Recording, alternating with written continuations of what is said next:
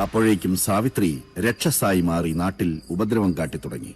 അഗ്നിക്ക് നെയ്യെന്നോണം സ്വന്തം പട്ടടയിൽ നിന്നും അച്ഛന്റെ പക നടപ്പാക്കാൻ മകൾ യക്ഷിയായി അങ്ങട് അവതരിച്ചു ചെമ്പ്രയിൽ.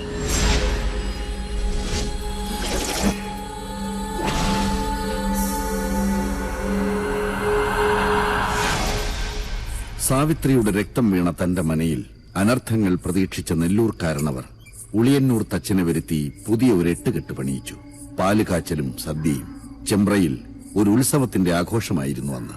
പക്ഷെ ആ രാത്രി പകവീട്ടലിന്റെ രാത്രി കൂടിയായിരുന്നു. സന്ധ്യാജപത്തിനു വേണ്ടി കുളിക്കാനിറങ്ങിയ നെല്ലൂർക്കാരനവരെ നേറിയക്ഷിയായി വന്ന സാവിത്രി അകപ്പകയുടെ കഴുത്തിൽ കോമ്പല് താഴ്ത്തി. പിറ്റേന്ന് ചെമ്പ്രപ്പുഴയിലാണ് കാരണവരുടെ ശവം പൊന്തിയത്. നെല്ലൂർ മനയിൽ അവശേഷിച്ചിരുന്നവരെല്ലാം ജീവനും കൊണ്ട് ചെമ്പ്ര വിട്ട് ഓടിപ്പോയി.